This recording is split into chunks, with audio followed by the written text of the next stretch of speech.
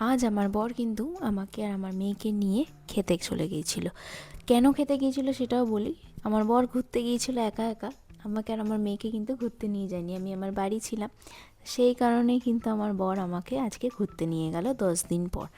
দিয়ে আমরা প্রথমেই আগে একটু চা খেয়ে নিলাম, তারপরেই ভোজবাড়িতে, আমাদের শান্তিপুরের ভোজবাড়ি নামক রেস্টুরেন্টে চলে গেলাম ডিনার করতে।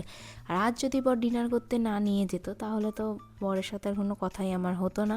কারণ আমি বরের ওপর খুব অভিমান করেছিলাম, যেহেতু আমাকে না ঘুরতে নিয়ে গিয়ে বর একা একা ঘুরতে চলে গেছে। আর সেই অভিমান ভাঙাতেই কিন্তু বর রাতের ডিনার করাতে নিয়ে গেছে। তো আমাদের রাতের ডিনারে ছিল বাটার নান আর বাটার চিকেন। গরম গরম বাটার নান আর বাটার চিকেনটা খেতে কিন্তু অসাধারণ ছিল। তোমরাও কিন্তু এই ভোজবাড়িতে এসে এই বাটার নান আর বাটার চিকেনটা ট্রাই করতে পারো। আমরা যে রেস্টুরেন্টেই যাই আমরা এইটাই ট্রাই করি। তারপর আমরা বিলটা পেমেন্ট করে দিলাম। বিল পেমেন্ট করার পর বাড়ি ফিরে এলাম। তো চলো টাটা, ভালো লাগলে লাইক